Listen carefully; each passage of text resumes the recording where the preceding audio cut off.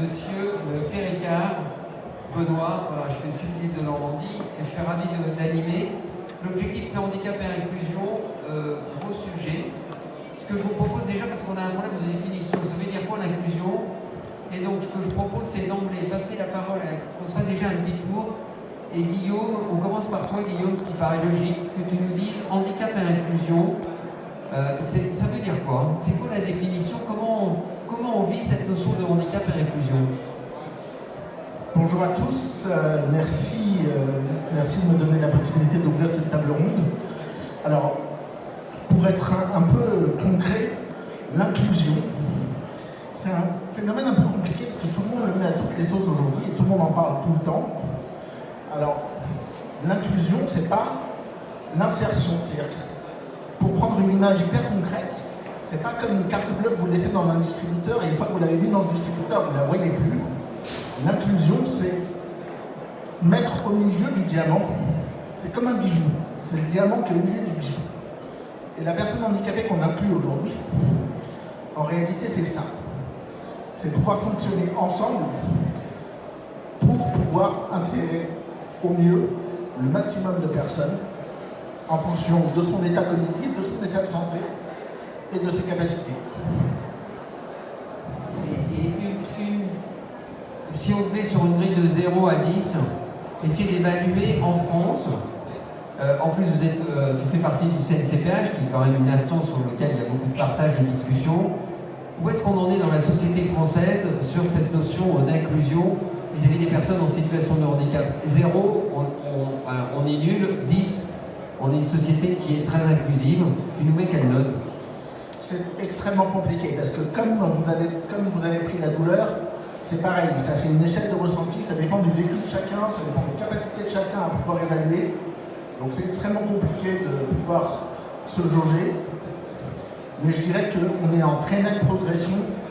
Si jamais on devait être des enseignants à l'école, je dirais qu'on est en très très nette progression et qu'on va vraiment vers un beaucoup mieux de l'inclusion. Mais l'inclusion, c'est l'affaire de chacun, et non pas l'affaire de tous, mais vraiment l'affaire de chacun. Et tous les jours, tout le temps. Bel exemple là. Merci. Donc c'est enthousiasmant, on a l'idée qu'on est en train de progresser quand même. Et donc là on parle sur cette vision que nous donne Guillaume, cette définition, en tout cas ce cadre, qui est finalement un cadre très personnel. Si on rentre un peu plus sur cette logique d'inclusion par rapport à la thématique plus de la santé et du soin, parce que c'est un des sujets qui revient régulièrement, on est un certain nombre des problèmes de santé, on est dans un salon qui est quand même un salon de la santé. Par rapport à cette thématique plus proche santé, soins, par rapport à ton expérience, Stéphane, comment tu ressens cette inclusion dans notre secteur de la santé? Est-ce que c'est quelque chose qui est vraiment pris en compte? Et ça veut dire quoi? Et est-ce que ça ne réinterroge pas complètement les pratiques des soignants? Alors si, ça réinterroge complètement les pratiques des soignants. Moi je suis orthophoniste et c'est en cette qualité que je peux parler de ce que c'est que l'inclusion dans le soin. Je dirais que c'est d'abord une phrase qui est faire avec et pas pour. Ça c'est la première chose. Ensuite, en tant que soignant, c'est revoir sa posture. C'est adopter une approche que j'appellerais juste une approche humaine. C'est voir la personne avant de voir le handicap. Je sais qu'il est arrivé encore il y a très peu de temps à Guillaume d'être accompagné par son colocataire lors d'un rendez-vous de soins avec un médecin qui ne s'est pas adressé à lui, mais à la personne qui l'accompagnait. Donc ça commence par des choses aussi simples que s'adresser à la personne. Voilà. C'est aussi voir une personne dans sa globalité, avec son histoire, avec ses attentes, avec ses souhaits, avec son objectif. Moi, en tant qu'orthophoniste, je peux avoir plein d'idées préconçues sur ce qu'il serait bien de faire avec le patient ou la patiente. Et en réalité, la personne peut avoir un objectif en face qui va être « je veux plus postillonner sur quelqu'un quand je parle ». Bon, ben moi, mon travail, c'est de chercher dans ma boîte à outils d'orthophoniste pour que cette personne, quand elle parle, elle postillonne le moins possible. Voilà. Et puis c'est une approche, si on va un peu plus loin que l'approche, encore plus loin que l'approche juste humaine, c'est une approche partenariale. C'est-à-dire qu'on va s'appuyer sur le savoir expérientiel de la personne qu'on rencontre. Elle en a toujours un. Alors quelquefois elle le sait, donc on peut le valoriser, c'est ce qu'on a fait avec Guillaume. Puis d'autres fois elle ne sait même pas qu'elle a ce savoir expérientiel. Et tout le travail d'un soignant, c'est de faire prendre conscience à son patient qu'il a ce savoir. Et ensuite de jouer le jeu et de s'appuyer sur ce savoir. Donc de considérer les capacités de la personne. On nous apprend, en tout cas pendant les études d'ortho, à voir que des déficits à les côtés. C'est important pour faire un diagnostic, mais les capacités, c'est encore plus important parce que c'est ce qui permet d'avancer et de co-construire un projet de soin ensemble et une rééducation. Donc en fait, l'inclusion dans le soin, c'est une expérience d'intelligence collective.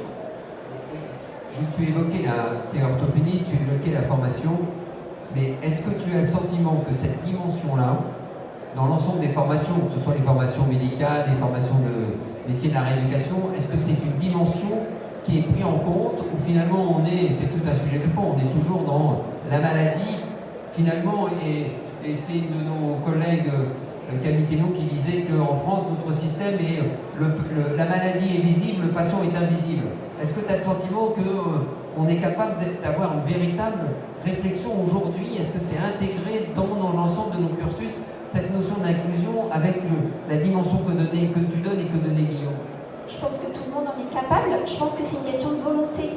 Il faut l'inclure et il faut l'inclure dans les formations initiales, dès la formation initiale de tous les soignants, des rééducateurs, des médecins. Et donc, il faut donner aux patients leur place pendant la formation initiale. Oui, Guillaume. Je me permets de reprendre la parole là-dessus.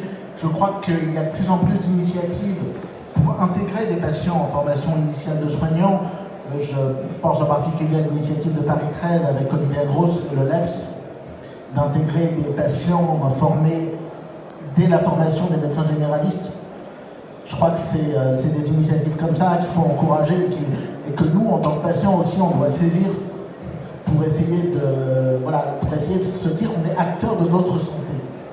En fait, notre santé, on vous la remet parce que vous êtes professionnel, mais on s'en saisit aussi pour en être acteur. Je crois que c'est l'avantage de la maladie chronique. Benoît, tu as un certain nombre de responsabilités, tu présides une grosse association dans le secteur médico-social, tu as été directeur d'ARS.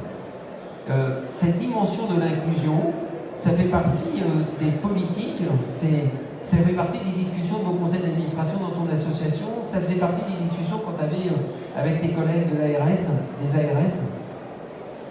Alors, moi je l'ai découvert, l'inclusion, d'abord comme une série d'initiatives, soit individuelles comme ça vient d'être dit, soit de groupes, soit de gens un peu en avance. Ça va de la bienveillance pour les personnes âgées qu'on peut connaître dans certains EHPAD, je le dis à bon escient en ce moment. Ça va de certaines initiatives, mais c'était vraiment éparpillé comme un tableau un peu pointilliste. Et puis, alors, je n'ai pas été à ARS, j'étais avant à RH, on n'avait pas directement le médico-social, mais l'inclusion du soin pour les handicapés, ça posait tout le problème justement de l'inclusion. On ne parlait pas encore beaucoup du mot inclusion. Et puis j'ai découvert, notamment en étant président d'une association médico-sociale, que ça pouvait devenir une politique d'institution. Alors, nous, on l'a fait dans notre institution. On est un certain nombre d'administrateurs à être extrêmement vigilants sur cette dimension-là. Et je dirais tout à l'heure que quelquefois, on arrive à être quelquefois en avance même sur l'administration, sur les politiques. Mais disons qu'il y avait un maillon qui manquait. Je pense que l'initiative, les premières initiatives, c'est toujours des initiatives individuelles et de gens qui sont en avance. Et puis à un moment, il y a une politique nationale qui se met en route. Et ce qui manque souvent, c'est le chaînon manquant entre les deux. Et Guillaume vient de parler dans la formation initiale. Je suis très étonné et très surpris, et surpris en bien d'entendre dire que ça se fait, même si c'est encore un peu marginal. Mais je crois qu'il faut qu'on travaille aujourd'hui énormément sur ce chaînon entre des politiques nationales et des initiatives individuelles. C'est là le combat est notamment là où les associations peuvent être le plus utiles. Je voudrais revenir sur ce point quand même de l'inclusion de la formation. Est-ce que c'est la formation qui a un impact ou est-ce que c'est pas découvrir l'autre? Je m'explique, je prends par exemple les études de médecine. J'ai vraiment beaucoup plus l'impression que c'est parce qu'un étudiant va aller faire un stage et va se mettre à quatre pattes avec un autiste ou va être amené à se faire une promenade, va vivre avec, qui va pouvoir à ce moment-là intégrer toute cette dimension humaine qui est absolument essentielle plutôt que cette formation dont on te voit bien qu'on en voit les limites. Et je suis très frappé que dans toutes nos méthodes, et je trouve que c'est clé parce que c'est valable pour l'éducation nationale, etc., on est dans une formation classique, on n'est pas dans cette formation du compagnonnage, du mime, de se mettre à la place de l'autre. Et est-ce que tu as le sentiment, Guillaume, que ce secteur, est-ce qu'il est suffisamment innovant dans la façon avec laquelle on essaie d'accompagner les professionnels, tous secteurs confondus, parce qu'on voit bien que l'inclusion, c'est pas que les professionnels de santé. Est-ce qu'on est suffisamment innovant dans la façon avec laquelle on donne envie de connaître, parce que là, ça crée des liens différents. Moi, j'insiste, l'externe qui a été faire un stage pendant 15 jours dans une structure médico-sociale et qui a vécu, vit ma vie, eh bien, c'est complètement différent après. Donc, est-ce que là, on n'a pas quelque chose quand même, il faut être encore plus loin et avec des ruptures beaucoup plus fortes? On est en pleine campagne électorale. Est-ce que c'est pas des sujets qu'il faut qu'on porte? Je crois que vraiment, oui. Mais en fait, le premier sujet de la rencontre, il est bien avant les études supérieures. Il est dès l'école, dès les centres de loisirs, dès tous ces moments de cohésion, en fait. Il est dès tout de suite. Il ne faut pas attendre d'avoir 17 ans, 18 ans, d'être en études supérieures. Il faut commencer tout de suite à l'école, à la troupe de théâtre, chez les scouts, où vous voulez, mais il faut commencer tout de suite, tout de suite, tout de suite. Plus jamais plus on verra de gens se mélanger, meilleur on sera. Mais ça, c'est valable pour le handicap, mais c'est valable pour toutes les personnes dites différentes ou avec une particularité quelconque. C'est un vrai modèle sociétal, en fait. Oui. C'est partagé. Ce que je vous propose, parce qu'on voit bien, on plante un peu ce décor de cet enjeu très sociétal de l'inclusion, finalement, c'est un mode de vivre ensemble. Et qui n'est pas qu'un sujet de la santé. Il dit Marc, si on n'en faisait qu'un sujet de la santé, ça ne marcherait jamais, notre sujet. Ça serait vain, ça serait prêcher dans le désert, si on n'en faisait qu'un sujet de la santé.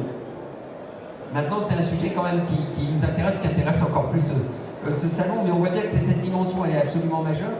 Et ce que j'aimerais, c'est que, en revenant, prenons quelques exemples concrets, alors plutôt dans nos domaines, mais je sais que vous avez travaillé sur un projet important d'inclusion ensemble. Il y a des expériences qui se font, on a tous un certain nombre d'expériences et je trouve que c'est toujours bien, là encore, en se préparant, on s'est dit, c'est bien qu'on parle de quelques exemples très concrets de projets, voilà, de se faire ensemble. On a même plus besoin de parler d'inclusion, mais ce sont des bons exemples. Je vous laisse... Honneur à dame en cette journée particulière. Très bien.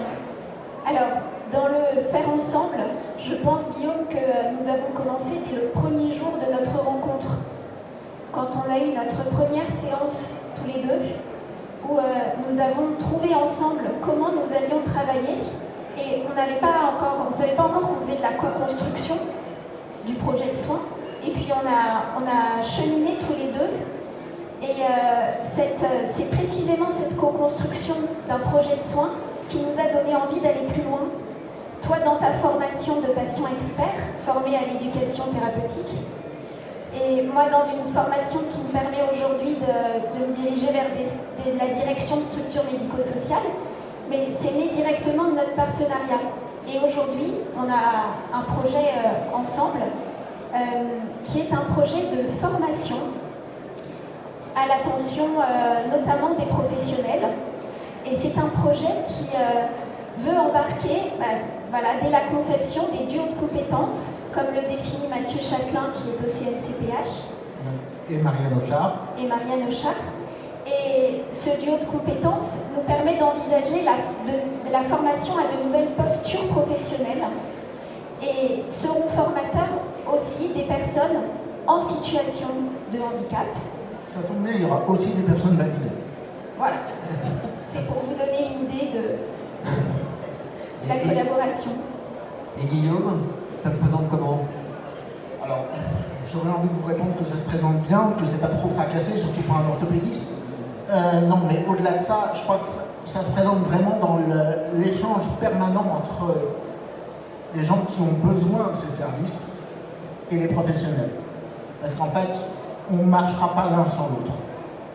En vrai, on ne marchera pas l'un sans l'autre. Et les gens qui en ont besoin, qui vous disent « Oui, mais moi je sais. » Oui, tu sais, mais tu ne peux pas faire. Et les personnes soignantes qui vous disent, ou les personnes accompagnantes qui vous disent « Moi je sais. » Oui, tu sais, mais tu sais pour toi, tu ne sais pas pour l'autre. Prends le temps d'écouter l'autre et tu sauras encore mieux et tu sauras pour deux. Et quels sont les obstacles finalement? Parce que ça paraît tellement le bon sens à vous écouter, on se dit pourquoi on est encore en train de se poser la question d'avoir une société sur ces sujets-là qui n'est pas suffisamment inclusive? C'est parce qu'on est dans une société judéo-chrétienne où on a plutôt pensé ce qui était bon pour l'autre. C'est cette difficulté de construire ensemble. Quelles sont ces racines qui expliquent qu'à un moment donné qu'on soit encore en train de se poser cette question à notre époque? Alors bon, on va pas. Moi, l'idée de la société judéo-chrétienne, c'est une bonne idée, mais pour moi, c'est pas ça le problème. Le problème, c'est pas ça. Le problème, c'est plus le côté. Il y a le sachant et celui qui doit recevoir le service. L'élève, par exemple, l'élève à l'école, il ne va pas apprendre au prof. C'est lui l'élève, il ne peut pas apprendre au prof. Et pourtant, il y a bien des techniques d'enseignement comme la technique freinée ou autres techniques de pédagogie plus libre, où ça fonctionne, où on permet un échange entre les gens. Oui, la posture du professionnel, on nous apprend à être des professionnels sûrs de nous, qui détenons un certain savoir et qui sommes là pour aider l'autre. Et c'est pour distribuer le savoir. Et c'est un changement de posture très profond. On en parlera après, je te passe la parole Benoît, mais à vous écouter, moi ça m'interroge par exemple beaucoup quand on utilise ce mot de la bientraitance. Bientraitance, c'est quand même penser ce qui est bon pour l'autre. Et qu'on n'ait pas banni ce mot et remplacé surtout par cette notion de bienveillance qui est avec l'autre, qui est qu'est-ce que souhaite l'autre. Alors la bientraitance, il faut faire attention à ce truc-là. C'est un faux ami. C'est un vrai faux ami, comme disent nos amis anglophones, c'est un vrai faux ami. La bientraitance en soi, c'est un vrai problème.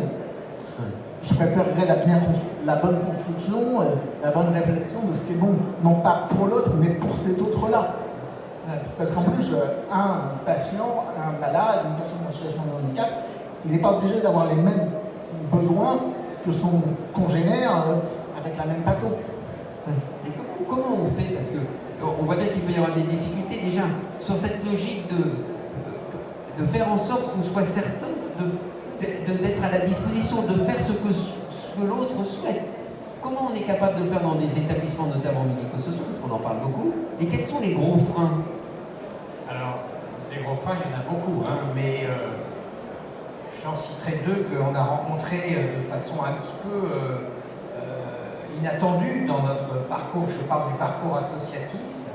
Quand on a une association comme OVIA que je préside, qui a une cinquantaine de services, on va pas faire la transformation tous azimuts. On avait repéré deux établissements qui étaient en Normandie et qui en plus avaient une particularité qui est très partagée en France, d'être dans des châteaux, des anciens châteaux. C'est joli, mais souvent c'est très inadapté en plus.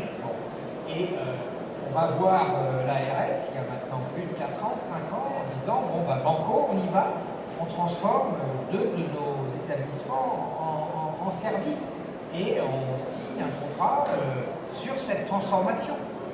Eh bien, c'est vrai qu'on a été extrêmement surpris de voir que nous on était finalement plus moteur et l'administration était freinante dans cette transformation. Alors même qu'elle était elle-même prise en porte-à-faux avec une politique nationale qui était très allante sur cette transformation. Alors, pourquoi il y a différentes raisons. Il y a la formation aussi des professionnels qui s'occupent de ce secteur. Il y a les mots, comme tu dis, qui sont des pièges souvent. souvent, moi qui fais souvent des colloques aussi avec nos amis québécois, on est souvent, si tu leur parles aux Québécois de prise en charge, ils ont l'impression que tu les injuries parce que tu les prends en charge, quoi. Et donc pour eux, c'est pas du tout valide. Bon. Et donc, je pense que, alors, il y a cet obstacle qui est celui de différents dynamismes pour aller vers une transformation. Alors, ce qu'il faut bien voir, et bien sûr, ça s'appuie aussi sur des processus qui sont quand même très lourds, des autorisations, des commissions, des dossiers, etc., etc. Et ça pourrait alléger beaucoup plus dans le cadre justement de contrats. On dit partout qu'on signe des contrats, mais en fait, ce n'est pas vraiment des contrats.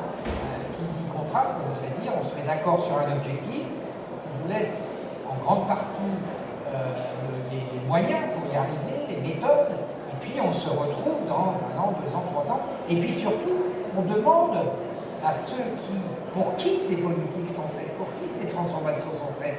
Alors, on ne va pas, nous, jusqu'à aujourd'hui, faire ce que font Tiffaine et Guillaume, c'est-à-dire co-construire, mais au moins, on sollicite pour savoir si ça correspond exactement aux besoins. Donc, il y a les moyens, effectivement, comme tu dis, Philippe, il y a aujourd'hui, l'objectif est tracé, on sait à peu près comment faire, on connaît aussi les obstacles, et parmi les obstacles, on a cité souvent, par exemple, l'éducation nationale, et je dois témoigner, pour travailler avec aussi d'autres petites associations dans l'insertion et l'inclusion de l'autisme, que les grosses institutions comme l'éducation nationale, elles mettent du temps. C'est du diesel. Mais une fois que c'est parti, il y a aussi une capacité, je dois dire que notre ministère, le ministère de la Santé, dans lequel j'appartiens à la famille du ministère de la Santé, je le trouve plus velléitaire, une fois qu'une politique à l'éducation nationale est décidée, je ne dis pas que c'est parfait, mais au moins il y a une espèce de rouleau compresseur d'entraînement qui fait des liens. Ça rejoint un peu ce qu'on évoquait tout à l'heure sur le dynamisme, tu parlais des jeunes, sur d'avoir des écoles beaucoup plus inclusives. Parce que finalement, il faut commencer très tôt. Complètement. Juste pour illustrer par un petit exemple la lenteur de l'administration française, moi, au moment où j'ai voulu prendre mon indépendance et où j'ai voulu habiter dans un appartement autonome, la MDPH, la maison départementale des personnes handicapées d'où je dépendais, m'a dit mais si vous voulez changer de foyer, vous pouvez. On vous a trouvé un très beau foyer à côté de chez votre mère.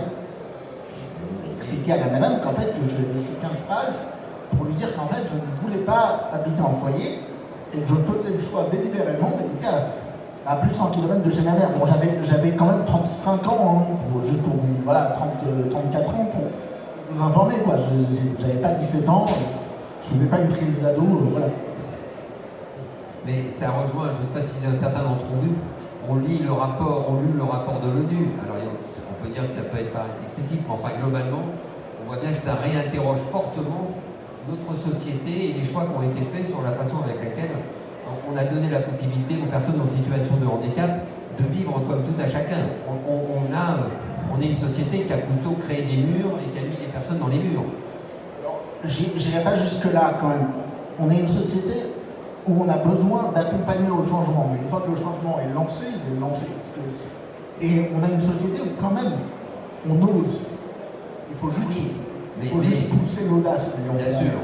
Mais quand je prends un indicateur, j'ai visité des dizaines et des dizaines de structures médico-sociales, et pour aller dans ton sens, quand tu voyais un foyer de vie, tu demandes combien de personnes sont sorties dans les 2 ans précédents pour aller vivre chez eux en lien avec vous, c'est exceptionnel qu'on me donne un chiffre positif. Donc je pense qu'on a une vraie rupture, mais je trouve que c'est intéressant parce que ce que tu dis, vous êtes optimiste, c'est-à-dire que tu dis que maintenant que c'est embrayé, on va y arriver parce qu'il y a une volonté finalement collective de la part des associations, du CNCPH, du ministère. Vous avez le sentiment, à vous écouter quand même, que maintenant on est dans le champ du faisable, c'est embrayé, au moins on a passé la première. Puis c'est pas ça, c'est qu'aujourd'hui, avec l'apport des nouvelles technologies, le soutien et le changement de mentalité, je crois qu'on y va vraiment. Il ne faut vraiment pas avoir peur d'y aller. Il ne faut vraiment pas avoir peur d'interroger des patients, il ne faut vraiment pas avoir peur d'interroger les gens. Mais on reviendra juste sur la santé, parce qu'on citait des exemples. Moi, je peux vous donner un exemple par rapport à nos métiers en matière. Alors, chacun le prend dans son secteur d'activité, mais sans la logique de contrat. Parce que ce qui est intéressant, c'est de voir comment réfléchir dans une logique d'inclusion. Donc, avec la personne co-construire, ça peut modifier les réflexions du soin. Je m'explique, par exemple. Moi, je suis chirurgien, je fais de la chirurgie des personnes très déformées, qui ont des situations de handicap. Et avec les médecins de rééducation, on est arrivé dans des vraies logiques de contrat, ce qu'on appelle la goal assessment scaling, c'est-à-dire qu'on se met d'accord avec quelqu'un quand j'ai une main de travers et qu'on décide d'ouvrir la main, mais c'est pour quoi faire. Et on passe un contrat c'est pour se gratter le nez, mettre une bague, pouvoir se faire les ongles, attraper un verre, pouvoir attraper son soutien-gorge. On va dans ce niveau de précision. Et seule la personne est capable de pouvoir nous donner ce niveau de précision. Et je pense que ça, si on parle d'inclusion dans le champ de la santé, c'est de se dire que ce que l'on fait, ce qui réinterroge complètement les logiques, par exemple, dans le secteur de la santé, des logiques de protocole, en disant on doit tous rentrer dans des logiques de protocole, c'est pareil pour tout le monde. Non, parce que quand j'ai un cancer, je préfère éventuellement ne pas avoir la colostomie, mais mourir plus tôt, et avoir un autre type de traitement parce que j'ai envie d'aller, et on est au mois de mai, je vais aller sur la plage avec mes petits-enfants.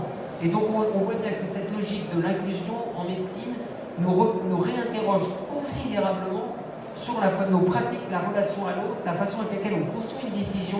Et je vous assure c'est compliqué parce qu'une décision, elle se construit de façon compliquée.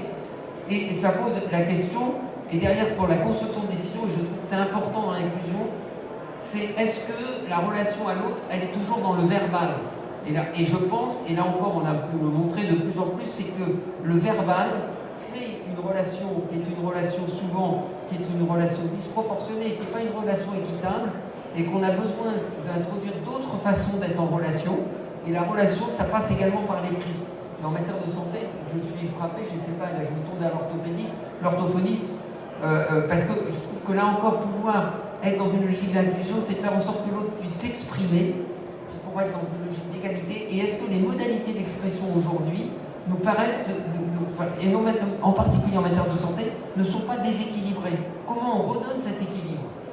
Ce que moi j'explique aux patients que j'accompagne, aux copains, c'est préparer vos consultations.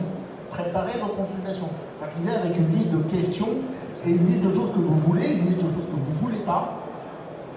Et n'hésitez pas à vous exprimer, parce que c'est pas en 20 minutes dans un bureau de la PHP ou en 20 minutes de 1 que vous allez réussir à trouver vos questions, vos réponses et trouver vos buts.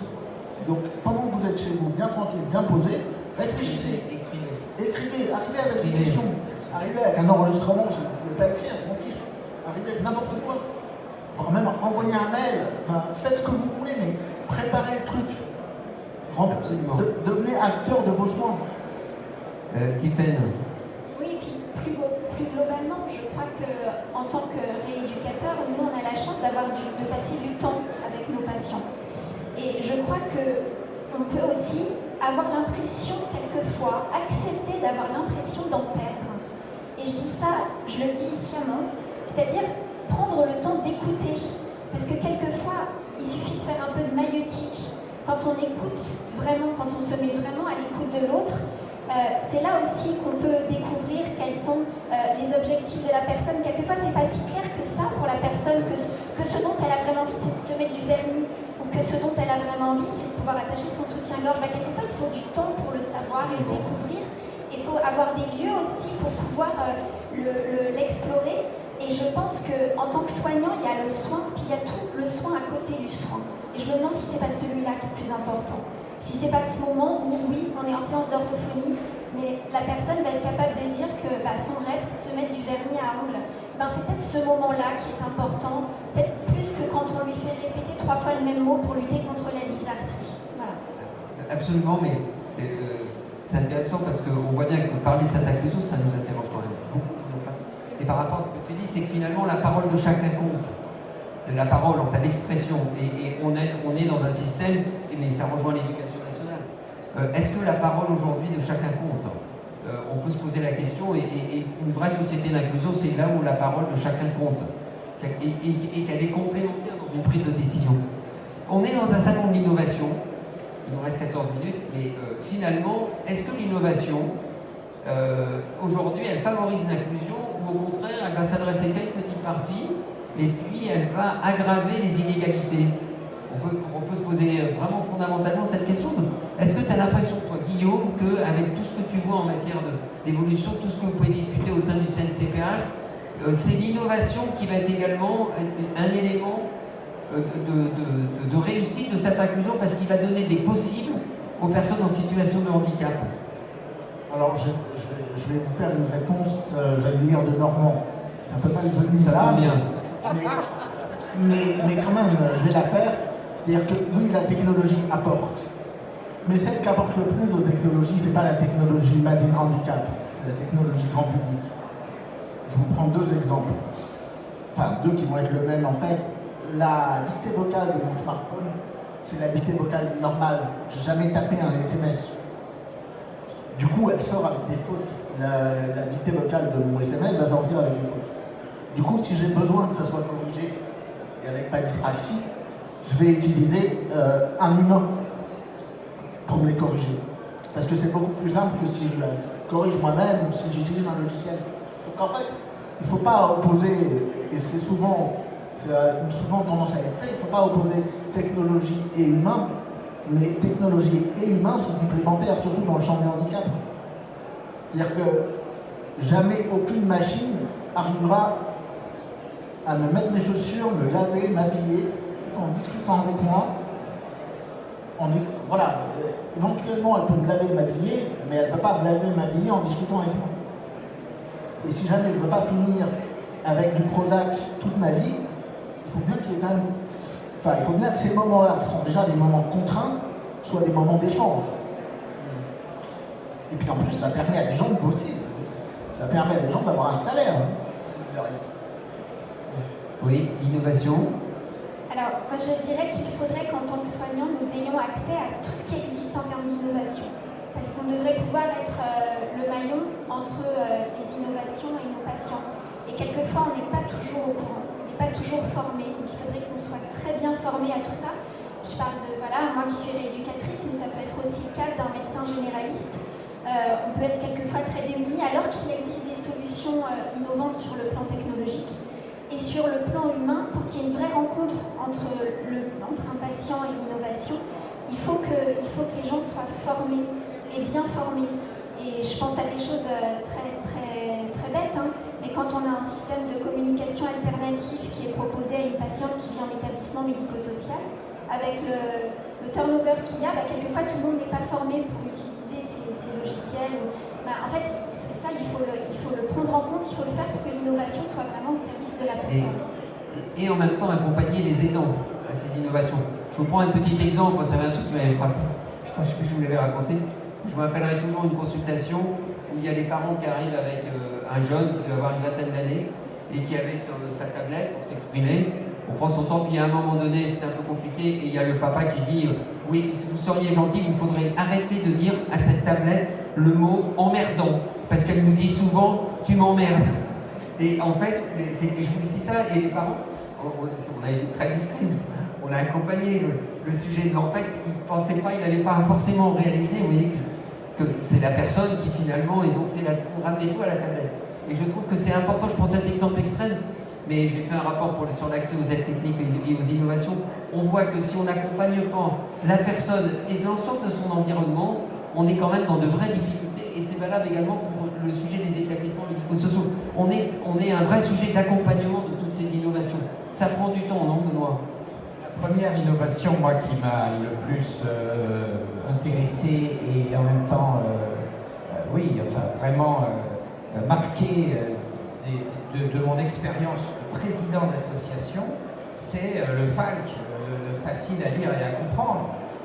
J'ai découvert cette méthode que je conseillerais bien d'ailleurs aux députés ou à d'autres responsables politiques d'utiliser, parce que ça éviterait beaucoup... Qui connaît le FALC dans la salle? Pas tout le monde. FALC, c'est l'acronyme de facile à lire et à comprendre. Et on l'a utilisé moi, je l'utilise dans deux endroits. Le premier, c'est très institutionnel, c'est-à-dire qu'on a écrit un projet associatif et immédiatement, on ne l'a pas traduit en FALC, hein, mais immédiatement, au fur et à mesure de l'élaboration du projet associatif, on l'a effectivement fait en FALC, c'est-à-dire que bon, c'est un document, au lieu de faire 35 pages, il en fait une quinzaine, il y a plus de dessins, il y a des mots qui sont quelquefois plus simples, plus justes, etc. Et l'autre endroit où moi je l'utilise, c'est que c'est dans les comités de la vie sociale. Et je rejoins ce que disait aussi Guillaume sur la préparation, préparer des consultations.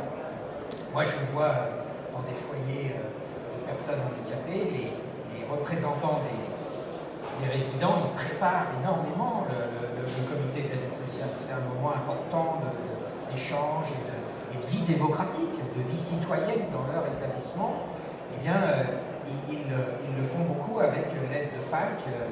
Ils rédigent leurs propositions, leurs remarques, etc. Et très honnêtement, prenez quelqu'un dans la rue et vous lui expliquez, essayez de lui expliquer ce que c'est, même que le secteur médico-social en France et tout, eh bien je vous jure que c'est beaucoup plus facile de le faire avec des termes employés dans le langage FALC que dans le langage habituel et très ésotérique finalement qu'on emploie entre nous. On pourrait peut-être utiliser ça par exemple pour dans les boîtes de médicaments. Un truc en FALC, ça serait pas mal. Mais c'est sûr que quand vous avez commencé à goûter au FALC, ça vous fait gagner un temps fou. Lisez un rapport en FALC, c'est quand même... Ceux qui ne connaissent pas, vous tapez sur Internet, la CNSA a mis tout un kit pédagogique pour apprendre le FALC. C'est vraiment une façon d'être en relation et de communiquer de façon simple. Avant de donner la parole à la salle, je voudrais revenir un peu sur la sémantique. On l'a abordé un tout petit peu au début, mais finalement, est-ce qu'il ne faut pas qu'on fasse attention aux mots? Est-ce qu'il n'y a pas des mots à manière, comme tu l'as dit, au Canada, il y a des mots à prendre en charge. Je te prends en charge, on a l'impression, voilà. Est-ce qu'on a fait cette révolution de la sémantique et des mots, même si les mots, ça peut paraître superficiel. Derrière des mots, on met quand même beaucoup de valeur, beaucoup de sens. Est-ce que les mots, aujourd'hui, ils ont besoin d'être un peu bousculés et à repenser? Je crois profondément qu'ils ont beaucoup, énormément besoin d'être repensés, mais surtout énormément besoin d'être appris par la base des gens qui l'utilisent. Je prends en particulier l'expression RQTH, reconnu en qualité de travailleur handicapé.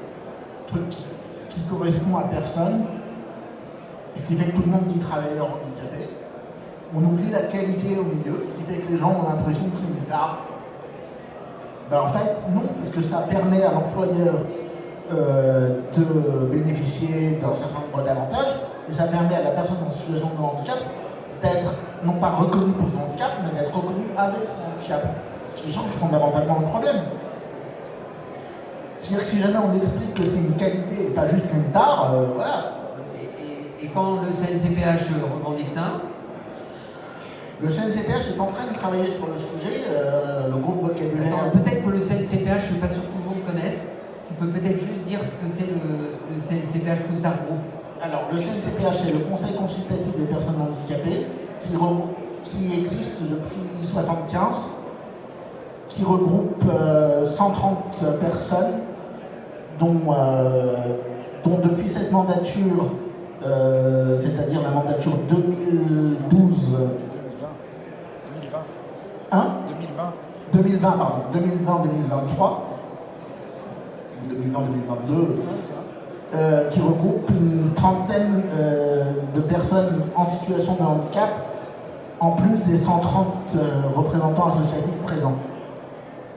Ça, on peut remarquer que quand même il y a une impulsion très forte de la secrétaire d'État actuelle pour pouvoir ouvrir et qu'il y ait beaucoup plus d'inclusion. Complètement. Alors il y a une très forte soutien culturel de son secrétariat et une très forte demande du secrétariat des Nations Unies sur la question. Sur les mots, Tiffaine.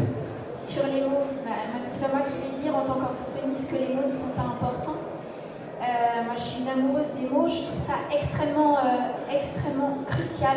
Et combien de fois, Guillaume, tu m'as reprise? Moi j'ai appris en vocabulaire. Non, ne t'excuse pas, j'ai appris avec toi. Quel est le mot que tu utilisais et que Guillaume comprenait le plus souvent? Tu détestes quand je dis médico-social, donc c'est Guillaume qui donnera une impulsion pour que le mot médico-social n'existe plus, mais je vous en laisse la surprise. Et la prise en charge, par exemple, c'est quelque chose que j'ai appris pendant mes études, plus jamais aujourd'hui, parce que Guillaume me prend en charge autant que je le prends en charge, donc ça s'annule, il n'y a pas de prise en charge. Non, mais surtout, qui est une charge pour qui, quoi? Enfin, je veux dire... À tour de rôle. Je veux dire, oui, c'est ça. Je veux dire, la prise en charge, ça dépend que c'est une charge. Personne dans cette assemblée des camionneurs, donc personne ne prend des charges et ne travaille une charge d'un endroit à l'autre. On parle tous d'humains. Et puis au-delà de ça, l'exemple de la personne en situation de handicap, je me suis retrouvée il n'y a pas très longtemps avec des personnes qui étaient malentendantes et qui parlaient la langue des signes. C'était moi qui étais en situation de handicap. Donc voilà un terme que je trouve intéressant. Oui. Imagine-t-on que si on avait consulté des personnes en situation de perte d'autonomie du 3e âge, du 4e âge, on aurait inventé l'acronyme EHPAD. Imagine-t-on qu'on aurait pu inventer un terme aussi barbare que celui qu'on a découvert ces derniers temps à propos de scandale. Mais ça ne devrait plus exister. Je veux dire, tu parles de RTQH, on parle d'EHPAD, on parle de... Il faut... de démence. Il faut bannir, et on peut revenir au FALC, hein, il faut dire les choses très clairement. Non, alors le pire, si on parle d'acronyme, c'est quand même dans les établissements dans lesquels je travaille, j'entends dire « je vais en VAS ». VAS. Alors, est-ce que quand vous rentrez le soir, vous dites à votre chérie « on va faire de la VAS », sachant que ça veut dire vie affective et sexuelle. Et alors ça, c'est le truc, je pense que c'était la pire chose que j'ai pu entendre. Je vais essayer ce soir, je te dirai. Voilà, mais c'est important, donc on a une vraie réflexion sur les mots. Il nous reste quelques minutes. Voilà, échange avec la salle, si vous avez des questions par rapport à cette... Oui, Guillaume. On est preneur de toutes vos questions. Il n'y a pas de questions bêtes, les réponses peuvent l'être de ma part. Non, non. Non. Oui, Sébastien. Tout d'abord, merci. Merci pour cette... Attends, je te passe un micro parce que personne ne va entendre sinon. La traduction.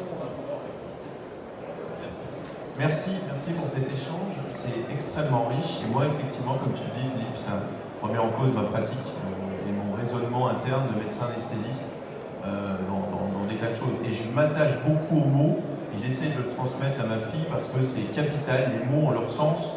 Et en tant que réanimateur anesthésiste, eh bien, ça a du sens dans la maladie grave, dans l'annonce de pathologies difficiles, dans des situations complexes.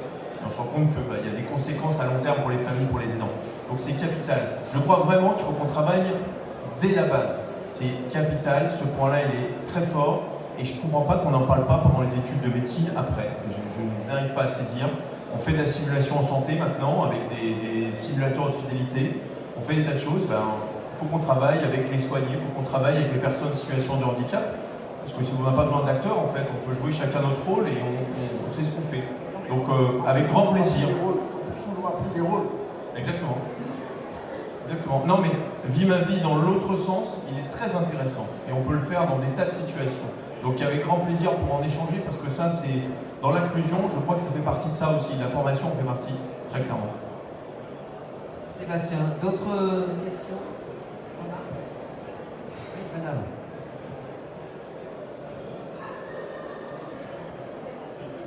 Merci. On a parlé du langage FALC tout à l'heure. Je voulais savoir en fait où on pouvait se diriger pour vraiment pour des personnes qui pourraient traduire des documents en langage FALC. Google.com. Google.com, vous avez plein de ressources sur Google. Plein. Et vous tapez CNSA, vous avez un des recours de la CNSA, la caisse. Mais comme tu dis, il y a beaucoup de choses déjà dans Google. Ce que veut dire aussi Guillaume, et je ne sollicite pas sa pensée, mais c'est que trop longtemps, dans le domaine de la santé comme dans le domaine du handicap, on a voulu utiliser des outils spécifiques.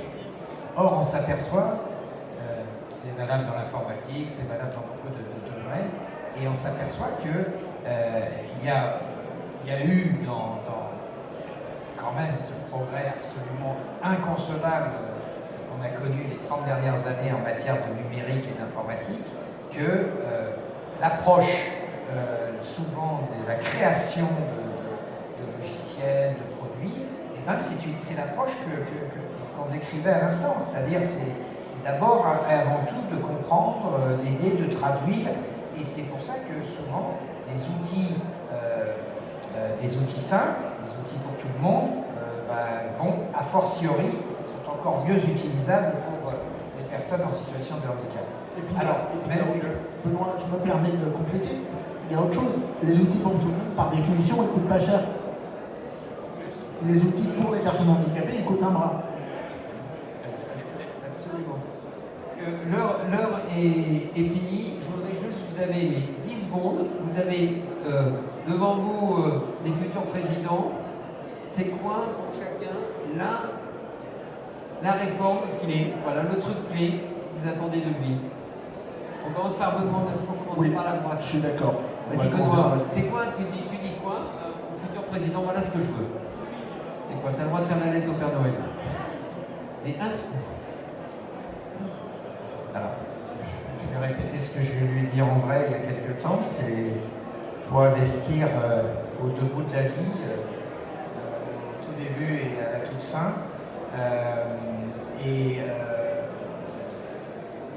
Guillaume a dit tout à l'heure qu'il faut que ce soit dans la vie ordinaire, dans l'école et tout ça, mais je pense que l'accueil de l'enfant handicapé, il commence à la crèche, enfin, et en PMI, dans les maternités et même avant. Et soyons aussi, parce que nous avons vécu ces dernières semaines et ces derniers mois, on voit aussi que si on n'est pas respectueux sur la fin de vie, eh bien c'est pareil, le contrat il n'est pas respecté à la fin de la vie. Et c'est ça qu'il faut faire, c'est vraiment là qu'il faut. Après, quand les gens sont adultes, sont grands, ils ont plus de force pour. C'est aux âges les plus fragiles qu'il faut mettre le plus de moyens. Tiffaine, la revendication clé, la réforme clé.